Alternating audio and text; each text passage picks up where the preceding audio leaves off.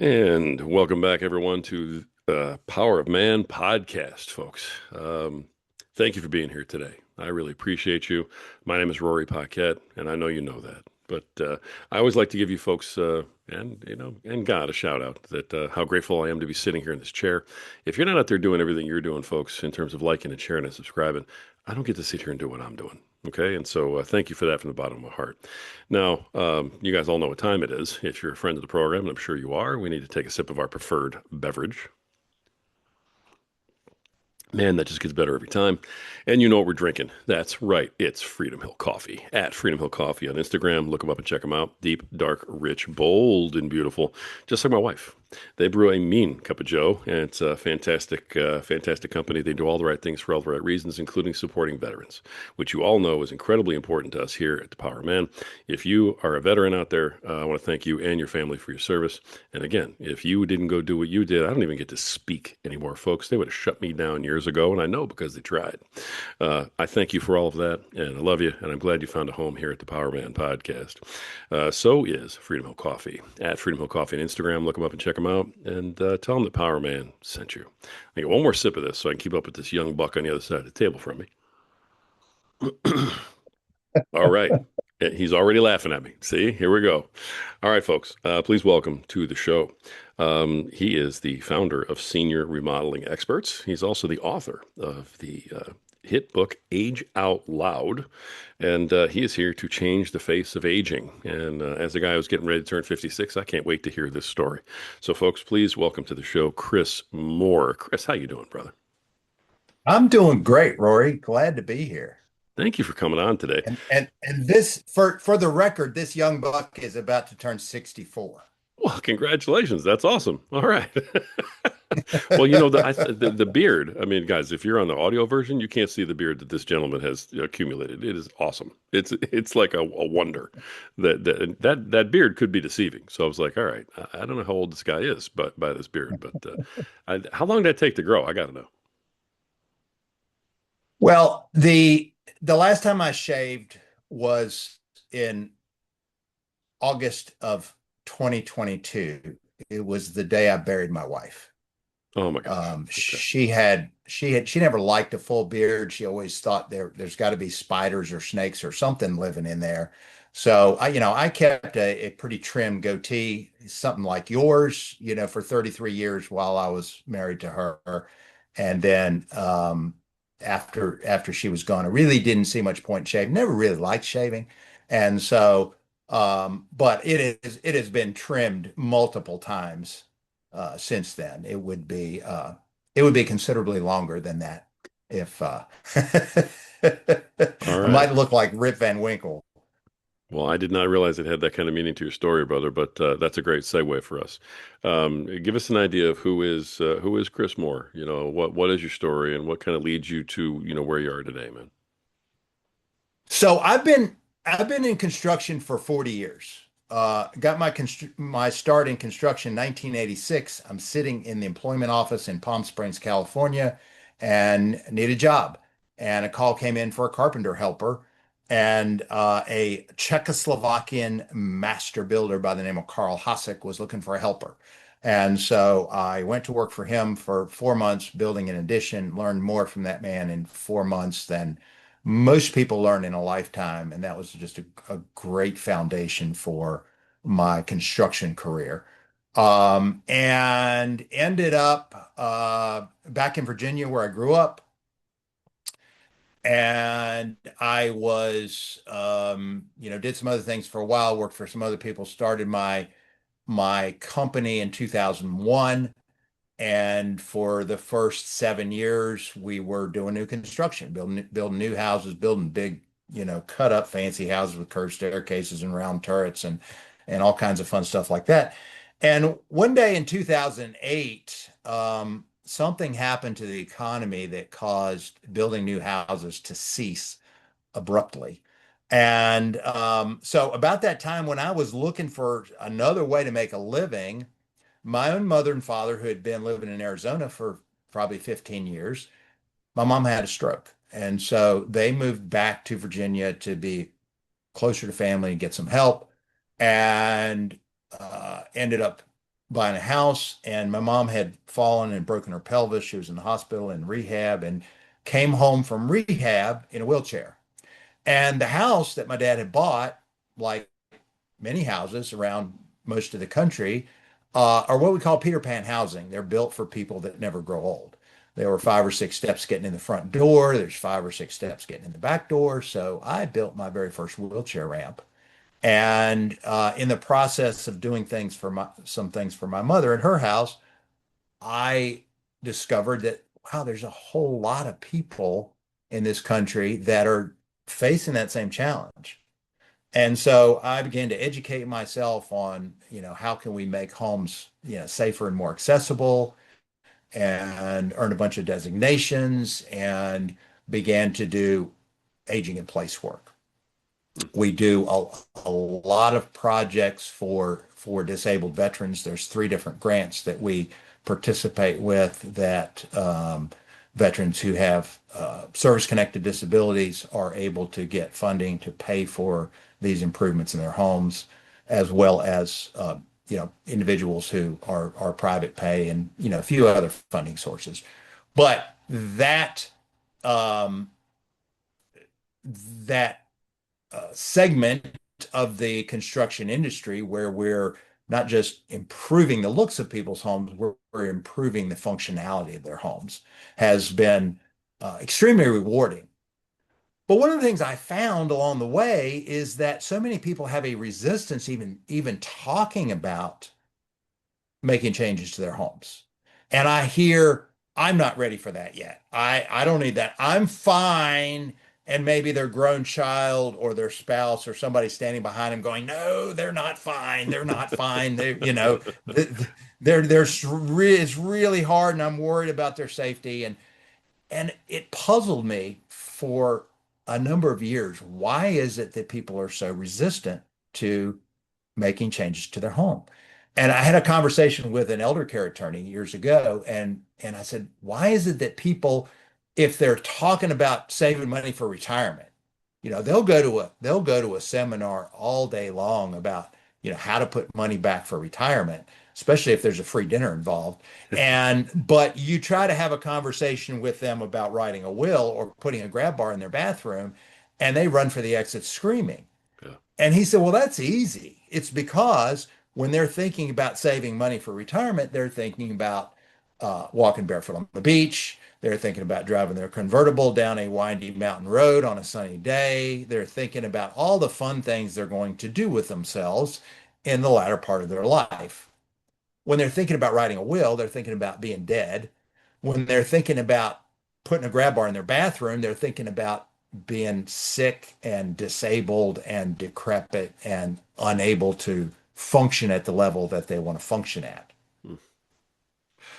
So I recognize that the biggest reason for this resistance is that people have an image, have a perception of what aging means. And that perception is that as you get older, you're going to get weaker and sicker. Wow. Yeah. But then I looked around and I saw individuals who were not getting weaker and sicker. We either know people personally or hear stories about people. I just read Dick Van Dyke's book. He just turned 100, and it's all about his kind of attitude that has led him to be 100 years old and relatively mobile, relatively, in good shape. I mean, he talks in there about some of the things he's lost where he has experienced decline in his eyesight and different things. But we see people who are doing incredible things at advanced ages, and what's the difference? And so, as I began to go down that road of looking at what's the difference between somebody at 90 who's bright-eyed and bushy-tailed and full of vim and vigor and life and excited to get up in the morning, and somebody who's 50 and 60 and thinks their life's over. And I came to the conclusion that very much of it has to do with our perception in our mind of what we think aging means. It's our expectation. It's been said that expectation is our superpower.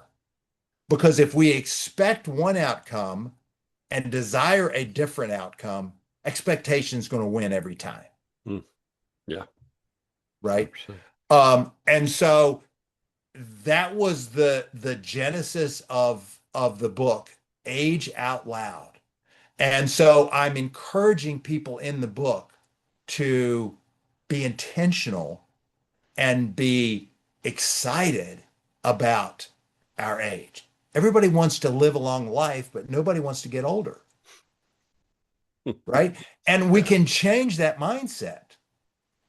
Studies show that 20 to 25% of how we experience aging has to do with our genetics, which we can't change, and the rest of it has to do with factors that we can control. It has to do with our mindset, has to do with our attitudes, has to do with our lifestyle, has to do with our habits.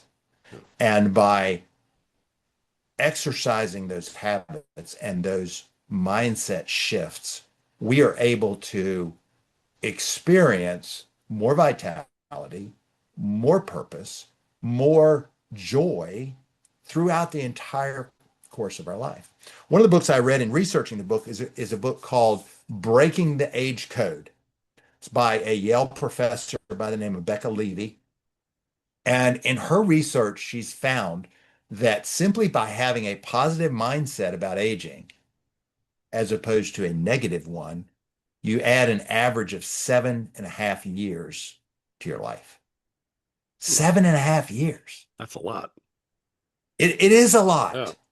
And, I know that, we're talking about men here in particular, because Sure. that's your audience primarily.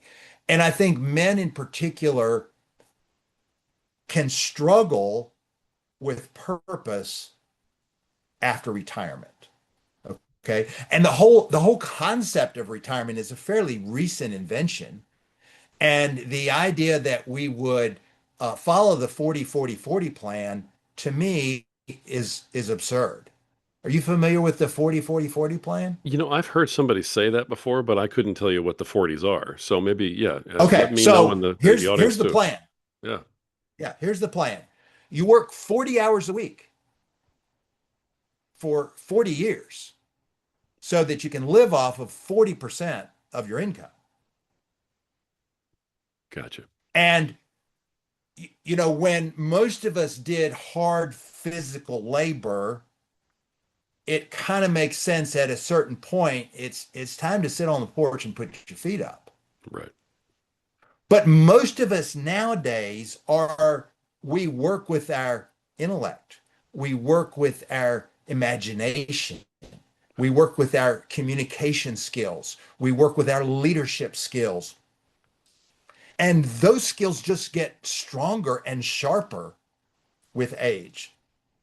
And so rather than retire, I advocate, reimagine, what is a skill that you have, a transformation that you can help someone else affect in their lives that is valuable in the marketplace, that you enjoy doing, that you can provide value to people in the marketplace and continue to make a good income if that's what you desire. Yeah. Or you spend your time volunteering. You spend your time serving others in a way that brings value. The whole idea of retirement, that we're just going to relax and we're not going to add any more value to the world, is where so many men in particular lose their sense of purpose. Because we as men, we tend to draw our identity from our work. What do men say when they meet each other? What do you do for a living? Right? Absolutely. They don't Yep. they don't typically say, what books are you reading, or what activities are you interested in these days, or what adventures are you planning to go on in the near future? No, we say, what do you do for a living? Right. Because that's where we draw our identity. So if we draw our identity from what we do for a living and then we stop doing it, we it's like, what's my purpose now? And I went through this after my wife died. When Barbara died, and we had been married 33 years, and it was a few months after that, and I'm walking by the river, and I'm just really feeling sorry for myself, and I'm just broken. And what is my purpose? Well, I was a husband for 33 years. I'm not a husband anymore. I was a caregiver for 33 weeks while she had lung cancer, and I'm not a caregiver anymore. My children are grown. My business kind of seems like it's working okay without me really being involved. You know, what am I doing now? Yeah. And it came to me. I had this memory because when we got married in 1989, it was a few months after we got married, she came down with encephalitis. She would wake up in the middle of the night and felt like steel claws were ripping her skull open. And went to the doctor, and they, did a bunch of tests, didn't know what's going on. Finally figured it out. So get to the emergency room. So she goes to the emergency room. They put a quarantine sign on the door. The teams of doctors in white coats are standing around whispering to each other for 3 days before they tell me what's going on with her. She lost her vision. She had seizures. She lost her speech. Um, and she was miraculously healed from that encephalitis. She's laying in her bed, she's praying. Um, she said, Jesus, if you will let me live, I will teach my children about you. And she felt the Holy Spirit come down like a quilt over her bed. Wow.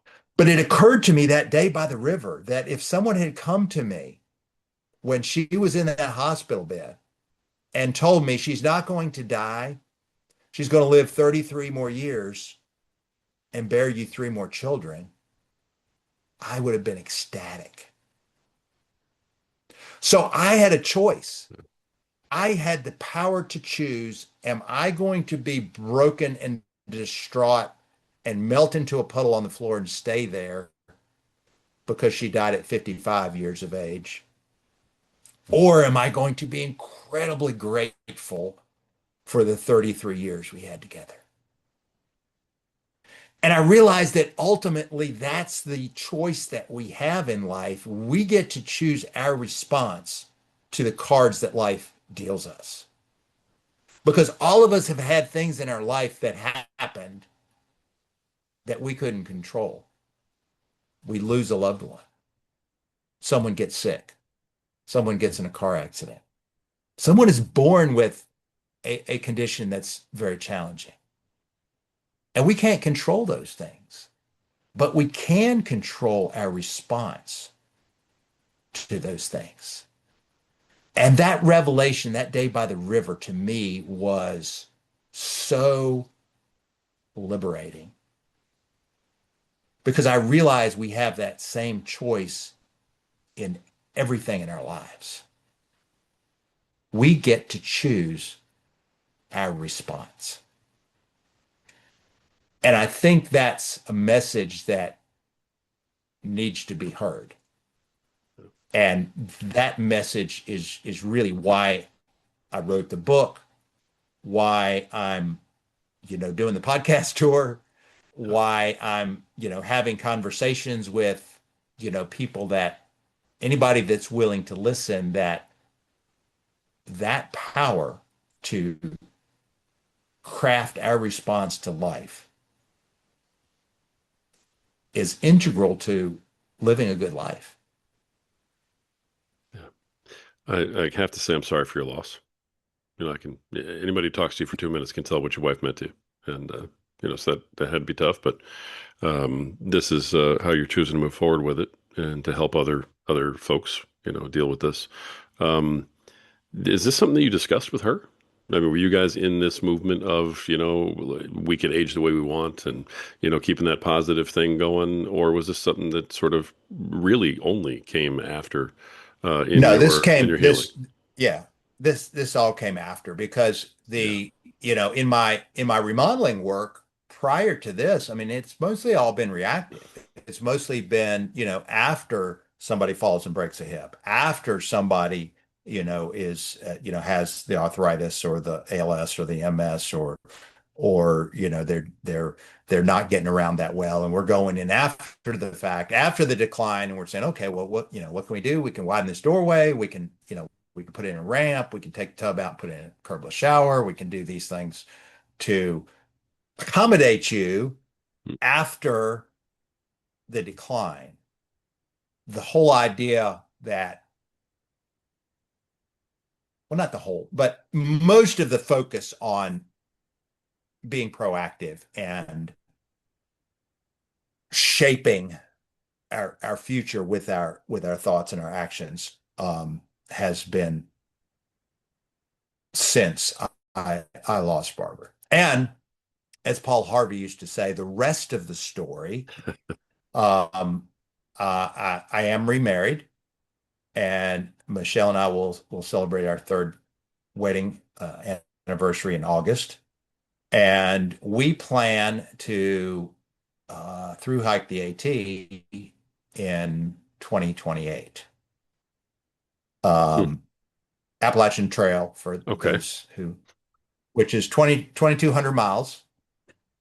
Um, and one of the stories in my book, in fact, I have an interview in one of the appendices with a man by the name of Dale Sanders. He goes by the trail name of Graybeard, and he is through hiking the AT, and he's 90 years old, and he's doing it to reclaim his Guinness Book of World Records as the oldest person to do so. He did it at 82, and, and then this young whippersnapper named Nimble Will, who was 84, came and took it away from him, and now he's reclaiming it at 90. And the great thing about it is Nimble Will is helping him. He's part of his support team. So um, who knows? After he completes it at 91, maybe he'll come back at 94. I don't know. But the idea being that you're only too old to do a thing if you believe you're too old to Sure. do a thing. And the importance of belief is you can't overestimate it. It's the Yeah. it's the bedrock. It's the foundation of everything we do. Right. Um, I also have the story in my book of Roger Bannister. Okay.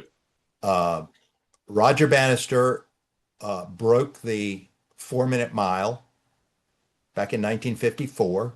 Hmm. Prior to that, everybody knew that it was physically impossible to run a mile in under 4 minutes. There were all of the, all of the experts agreed that the human body, could not run a mile in less than 4 minutes. Your heart would explode. It's impossible. Right. But apparently Roger Bannister didn't read those articles because he ran a mile in 1954 in just under 4 minutes, 3:59:57 or something. And he held that record for a really long time. I think it was 43 days. Right. And within the next year, um, I'm not sure the number, but probably a dozen other runners ran the mile in under 4 minutes. Right. Because once Roger Bannister proved that it was possible, then everybody else believed that it was possible. Oh, he did it, so it must be possible. Right.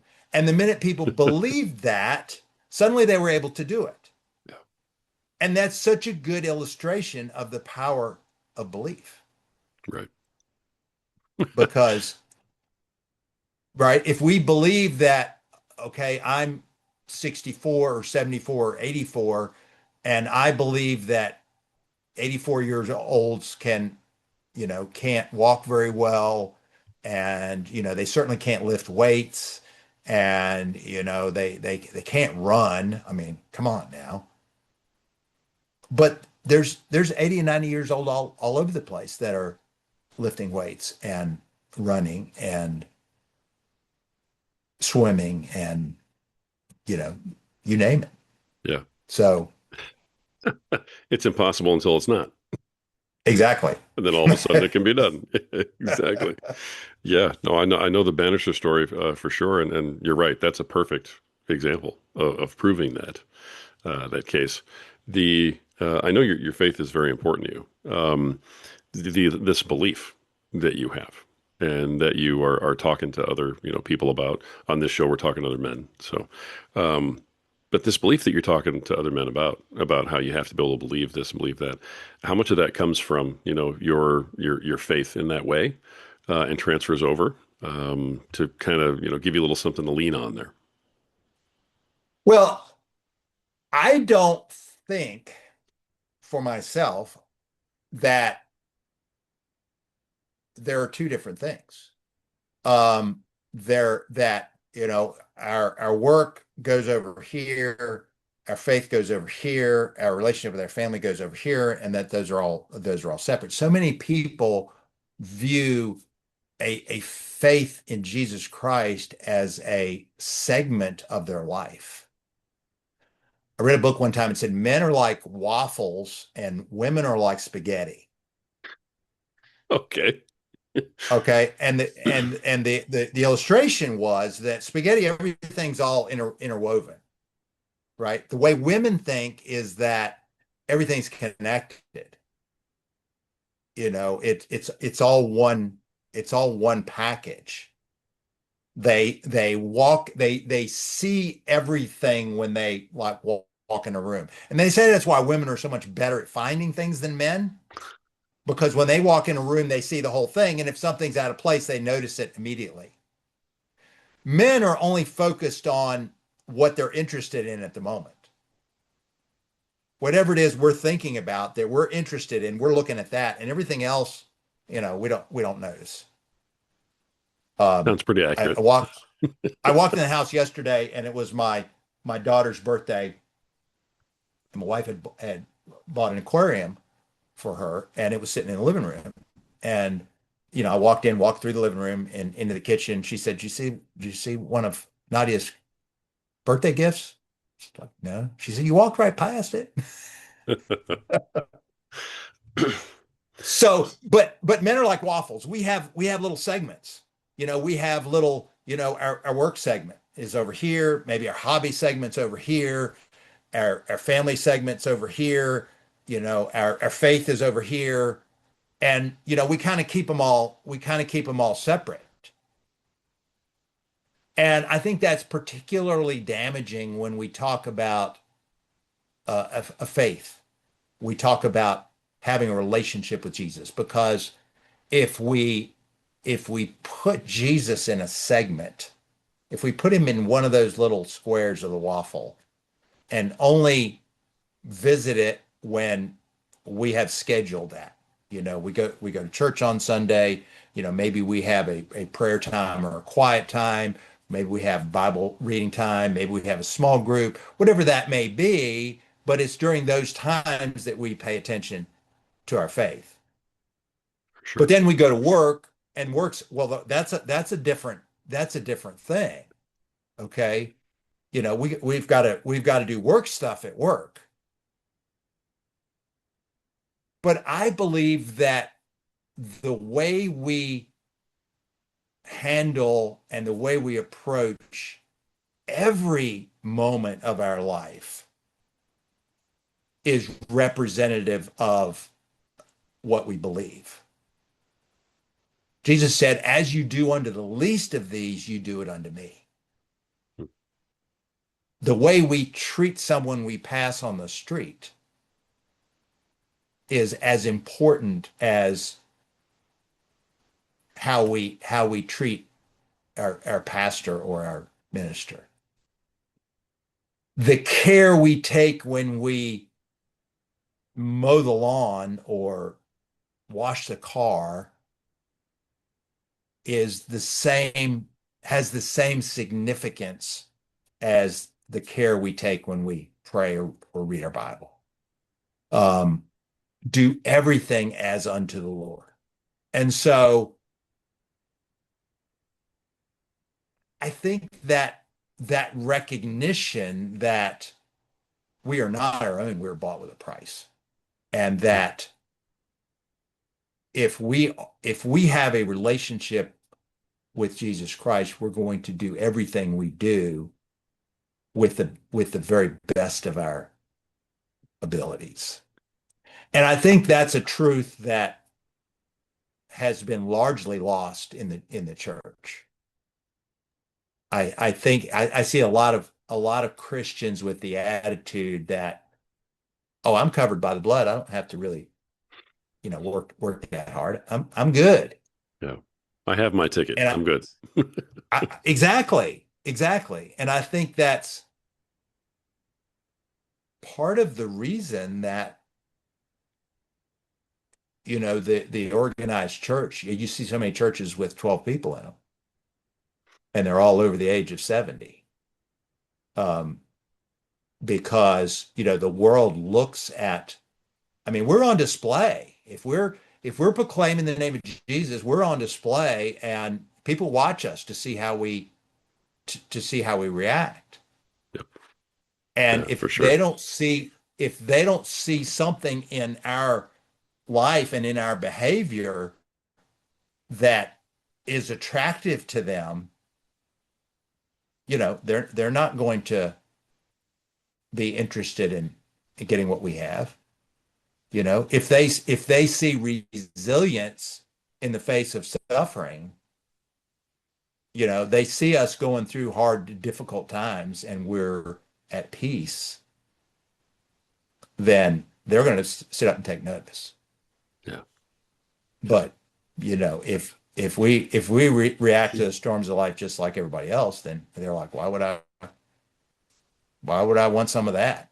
Right. I'm glad I asked that question because as I'm sitting here listening to what you're talking about, I understand, kind of where this comes from. Wanting to share this message and talk about mindset and belief and so on. But having all that and then choosing to lead others, choosing to go out and put yourself out front and try to kind of make a movement out of it, putting it all into a book. These are things that I think you need to be called to do, and it sounds like maybe that's the impetus behind you putting it into a book format to help others. Yeah. Yeah. 100%. Because I believe that each one of us has an assignment. Each one of us has something that God put us here to do. And it's our job to figure out what that is and to prepare ourselves to do it and then execute that. And if we do that, we're living within the purpose that we're created to live in, and we're going to be fulfilled. If we're not, we're not going to be fulfilled. And um, I think that each one of us has the experiences of life, whatever happened to us. And the more traumatic the experiences, the stronger the lessons. Hmm. We Yeah. don't we don't learn strong lessons when everything's going smooth. When the sun's shining and everybody's healthy and there's money in the bank, I mean, it's relaxing and enjoyable, but we're not learning really anything significant during Right. during those times. It's Yeah. it's when our back's up against the wall that we discover what kind of faith we have, right? When we have exhausted all of our human abilities and human strength and the problem's not solved, then we either we either call on God or we call on somebody else, or we collapse because we've exhausted all of what we have in us to solve this problem. And again, we men are wired to fix things. Right. I mean, that's the way we're built. God made us that way on purpose, so that we would be the provider. We would be the sustainer. We would, we take care of our families. When we see a problem, our mind immediately goes into, how am I going to fix this problem? And that's a good thing. But sooner or later, all of us run into things that we can't fix, Right. you know? Um, I Yeah. I couldn't I couldn't fix lung cancer, you know? I tried. I mean, I wrote out a declaration of faith. And I mean, I had it all on parchment, and it looked like the Declaration of Independence, and it stated our family's faith in divine healing and our family's faith in um that Jesus is a great physician, and we took communion and we all signed it, and I was 100% convinced that she was going to be healed. And my daughter-in-law said to her, it was 2 weeks before she died. She said, "We know you're going to be healed. We don't know if it's going to be on this side of eternity or the other side, but you will be healed." Yeah. And when she died, she had a big smile on her face.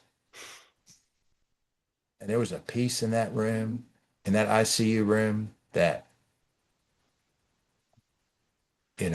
I've never felt that much peace before or since. And that is what sustained me and carried me. I've talked to a lot of people who have lost loved ones and who were angry, you know, and Yeah. and some people never get over that being angry, because you feel like, you've been robbed. But that smile and that peace sustained me and kept me. I was blessed that I didn't go through the anger, and that's providence, because it certainly wasn't of my doing that I was spared for that, Yeah. because that anger it can eat you alive. I mean, I've seen it over and over. Right. Yeah. Yeah. I appreciate you sharing all that, for sure. The book, Age Out Loud. Mhm. One thing I know men need is a framework or sometimes some accountability. Is the book inspirational? Is it action steps? Tell everybody a little bit about what the book is, and what the purpose is of the book itself. Okay, so the subtitle is How to Live a Purposeful, Fulfilling Life in the Years That Matter Most. And I say the years that matter most because they are the years that are in front of us, right? At whatever age we are, the years that matter most, the years that are still to come, are the ones that we can change. And there's an illustration in there about time. Um, Dr. Benjamin Hardy, he writes business books, but he talks about time as a tool, and he talks about how we can reframe the past. In other words, we can look at what happened in the past, and we can gather the blessings of the difficult times we went through. We can reframe whether we're focusing on the positive or the negative aspect, similar to what I talked about, I went through on the riverbank. And then we can live the present from the future. In other words, we create a vision of our future self. We create an image in our mind of who we are becoming. And then we live the present towards that goal. In other words, if my goal is to hike the Appalachian Trail in 2 years. Well, there's a number of things that have to be in place for that to happen. I have to physically be in good shape, right? to put on a pack and walk 2,200 miles. Absolutely. I have to have my financial house in order, right? I have to have residual income that continues to take care of my pay my bills while I'm, out hiking for 5 or 6 months. I have to have the emotional resilience to take that journey. Most of the people who take on a big goal, hiking, running a marathon, it's not the physical fatigue that makes you quit. It's the mental, it's the emotional strain of not being able to take on that challenge. So I had all those things have to be in place. So that's my goal. And then I'm living today towards that reality. So the book is we talk about mindset, we talk about how a little bit of history about where people, think that getting older means getting weaker and sicker. We talk about reframing our challenges. We talk about whether when you come up against something, is that a brick wall or a locked door? Is Mm. it something that we can't get through, or is it just we got to find the right key? And then the second section is still becoming. I talk about the 8 steps I went through after I lost my wife. I talk about how we can build these habits, how we can live a better life. And the third section, reclaiming the value of age, is all about how do we create that mindset, that goal, that belief that we can live a fulfilling and purposeful life in our later years. And then it ends with some exercises in the last chapter of how we can begin to implement this process. So Mm. it's inspirational. It's a guide. It's a lot of things. No, it's awesome. I It's appreciate awesome. it. I appreciate it. Yeah. No, it's good to. I know that with guys, especially when I talk to them about books, if they have an idea of what they're getting into, they're much more apt to try and get into it. So I just want to give them an idea, right? Right. So Right. I've got to go off track just for a minute because you've talked about it a couple times, and it just seems so random. And I know my listeners. I know they're asking right now the question that's in my head. What is with the Appalachian Trail? Is this a thing that you've like had as a goal for a long time? Is it something you heard about somewhere else and it just sort of caught you? How did that one, because your journey could be anything, your big Mhm. insurmountable goal could be Mhm. anything. How did it Right. how did it land on this one? What's the story behind that? Well, that's something that I've always, all my life dreamed of. I was in the Boy Scouts, I was Eagle Scout, and that was always something that resonated with me. That'd be really cool to do, to take that hike. I love hiking. I love the woods. I love the outdoors, the peace and the solitude of being in God's creation. And when I met Michelle, my wife Michelle, that's always been a dream of hers as well. So it was probably Wow, the first thing that we talked about when we met. Um, cool. and she's been actively hiking all of her life. I really hadn't done much hiking through, being married to Barbara and raising my children, and I mean, Barbara liked the idea of the outdoors, but she was allergic to bees, and she was always a little, she was like always scanning her surroundings anytime she was outside, and you know, we we went camping in a tent, one time when we first got married, and it became very obvious that that was not her thing. So Gotcha. I hadn't hiked in years, and after Barbara died, and I had like I'm going to do some hiking.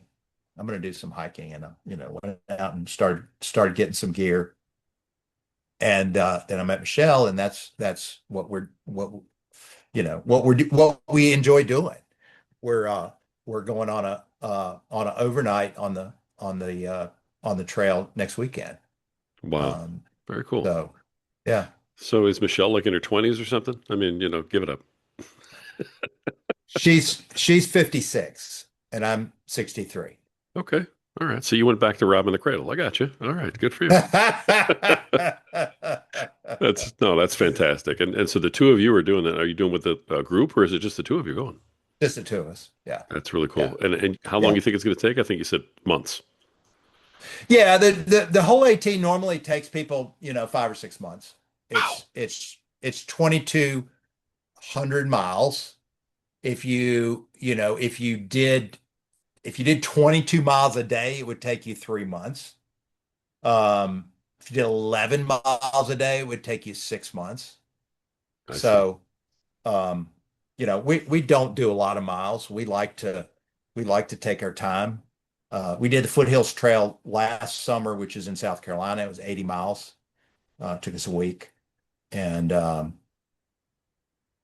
That's plan on really cool. finishing the long trail in Vermont this summer. We've got about 100 miles left of it to go. Neat. So, So this is your thing. Go hike oh these yeah, long yeah, yeah, trails, yeah. accomplish these Oh things. yeah, That is really, really cool, especially that you have that in common for the two of you. I mean, yeah. people, couples are always looking for things to go do together. But I can tell you There right you now, go. the odds of me and my wife going to do a 2,200-mile hike between slim and none and slim left Yeah, town, because no, yeah, not even. yeah. Lucky if she can get me to go for a walk around the block. Right.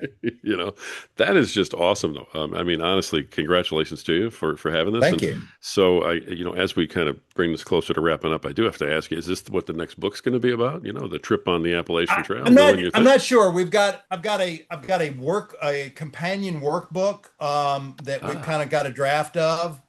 I'm developing a proactive framework to the whole idea of remodeling houses. How do we create a home that's a um, perfect backdrop for living a full and complete life? So I got a bunch of ideas. that sounds awesome. Well, I'll tell you what: when you complete that trip and you want to talk about it, or when you get that next book written, I hope you come back on here again. Yeah. All right. We'd love to have you back. As we start to bring this to close, like I said, before we get to our last question, I want to make sure everybody knows how's the best way to reach Chris Moore. How can they find out more about the book and so on? Okay. So my website is ageoutloudbook.com, and my YouTube channel, I'm at YouTube Senior Remodeling Experts. Awesome. I'm Okay. also on Substack, Wonderful. Age Out Loud on Substack. Okay. And so yeah, that's the There you go. we're on Facebook. And so I'm really just trying to figure out this whole social media thing. Okay. It's all kind of new to me. I'm old school, but that's the way you reach people in today's. I also have a podcast of my own. Aging in place is a team sport. Oh, my goodness. Okay. I wasn't aware of that either. My Yeah, goodness. All right. Aging in place is a team sport. All right. Perfect. And how long have you had the podcast? just a couple months. I mean, we've been doing the interviews for probably 8 months, but they were just on YouTube, and we just kind of converted it to a podcast in the last couple of months. Nice. All right. Well, you're doing a lot of stuff, a lot of ways to contact I am people. doing a lot So, of stuff. Sometimes I think,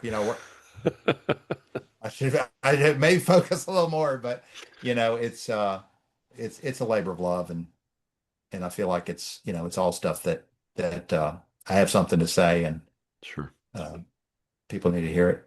Well, if it's all part of your purpose, man, then it's what you should be doing. So, Yeah. congratulations to you on all of those things, and of Yeah. course on the book Age Out Loud. As we do wrap this up here, Chris, let me ask you this: is there anything that I didn't ask you? Is there anything that maybe we talked about and you want to double down on, or maybe just some parting words for our folks as we wrap up? I'll give you the floor for the last moment. It's all yours. I think that gratitude is so important.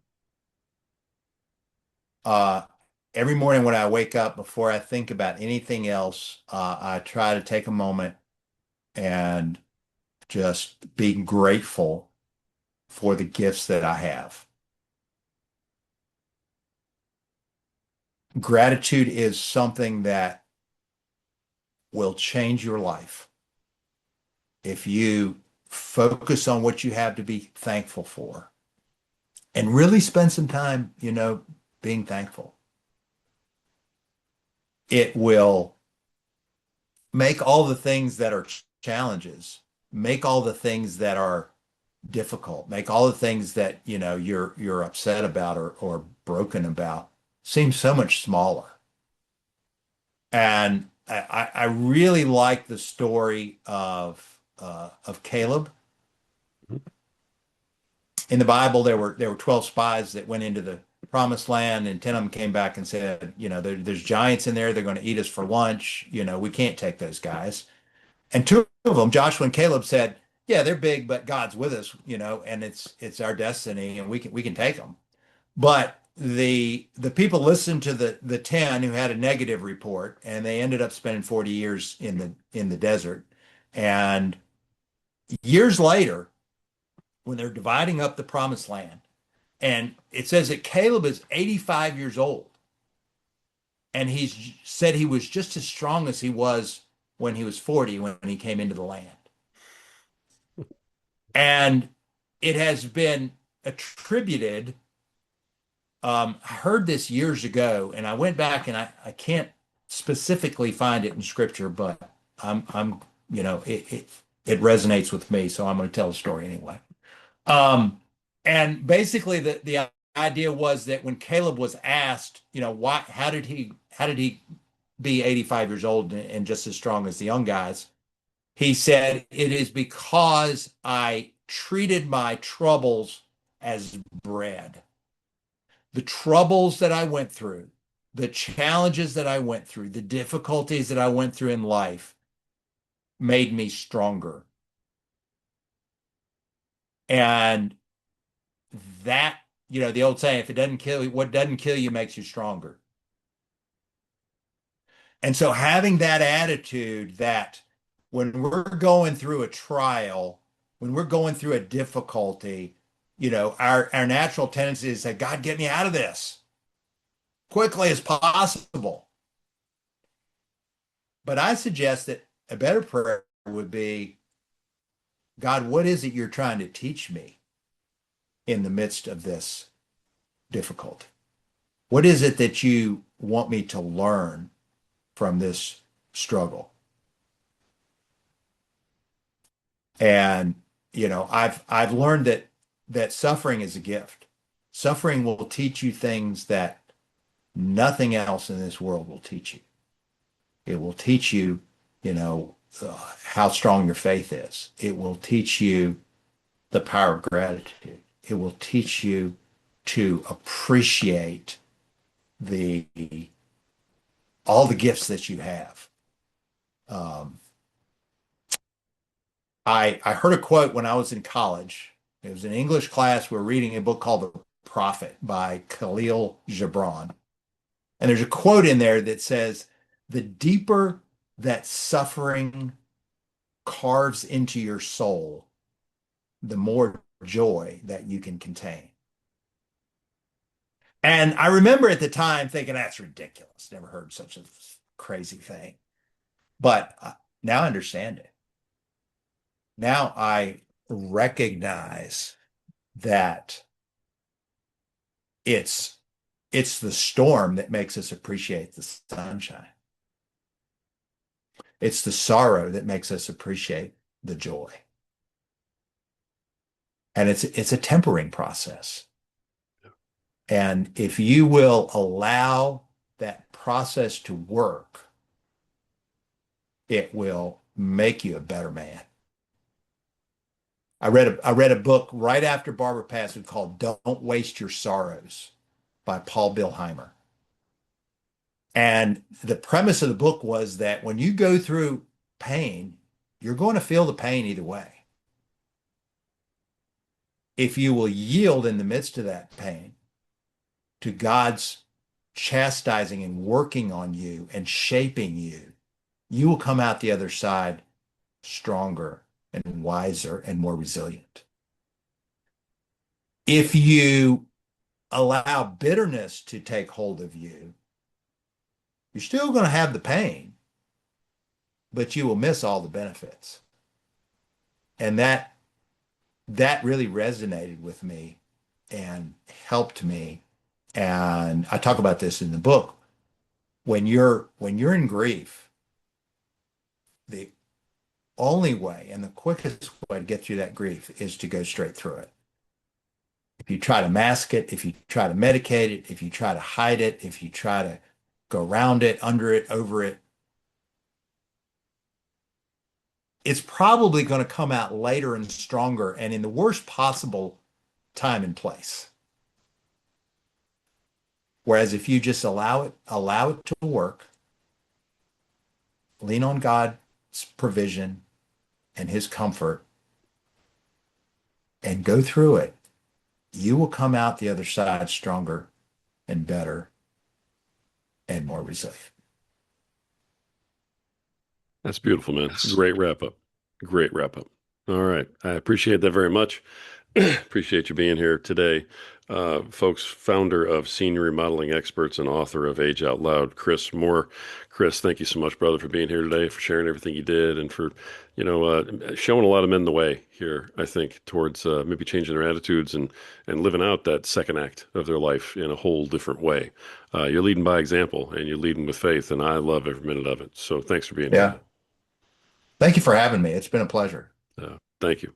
Folks, it's been another fantastic episode of the Power Man podcast. And the reason we have such powerful men come on here with these powerful messages is because we are united and hoping that you can find your power so that you can become a better protector, a better provider, better leader tomorrow than you are today, so that you can be a better father, a better husband, a better man tomorrow than you are today. And the reason that we want that for you is because you matter, you have value, and you're worth it. And at some point, you just have to believe it. Until next time.